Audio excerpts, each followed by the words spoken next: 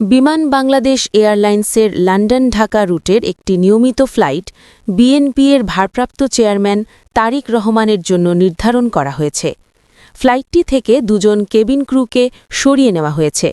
VIP নিরাপত্তা ও বিশেষ ব্যবস্থাপনার স্বার্থে এই সিদ্ধান্ত নেওয়া হয়েছে বলে সংশ্লিষ্ট সূত্রগুলো নিশ্চিত করেছে।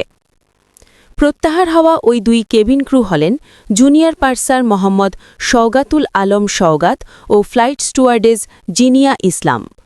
বিমান বাংলাদেশ এয়ারলাইন্সের একটি দায়িত্বশীল সূত্রে জানা গেছে, গোয়েন্দা প্রতিবেদনে উঠে আসা কিছু তথ্যের ভিত্তিতে ওই ফ্লাইটের দায়িত্ব থেকে তাদেরকে অব্যাহতি প্রদান করা হয়েছে। সূত্র অনুযায়ী রাজনৈতিক সংশ্লিষ্টতার অভিযোগ ও আওয়ামী লীগের কয়েকজন নেতার সঙ্গে ওই দুই কেবিন ক্রুর ছবি সামাজিক মাধ্যমে ছড়িয়ে পড়লে বিষয়টি আলোচনায় আসে। এছাড়া তারা নিয়মিত সাবেক সংসদ সদস্য শেখ সেলিমের ফ্লাইট পরিচালনার দায়িত্বে যুক্ত ছিলেন এমন তথ্য গোয়েন্দা প্রতিবেদনে অন্তর্ভুক্ত ছিল। এসব বিবেচনায় ভিআইপি যাত্রীর নিরাপত্তা ঝুঁকির আশঙ্কা তুলে ধরা হয়। পরে ওই ফ্লাইটে বিকল্প হিসেবে জুনিয়র পার্সার মোস্তফা ও ফ্লাইট স্টুয়ার্ডেস আয়াতকে দায়িত্বে অন্তর্ভুক্ত করা হয়েছে বলে জানায় ফ্লাইট সার্ভিস বিভাগ।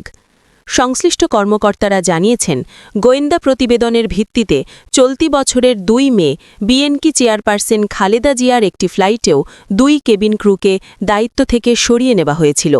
সেই সময়ও নিরাপত্তা ও রাজনৈতিক সংশ্লিষ্টতার বিষয়টি সিদ্ধান্তের কারণ হিসেবে উল্লেখ করা হয়েছে।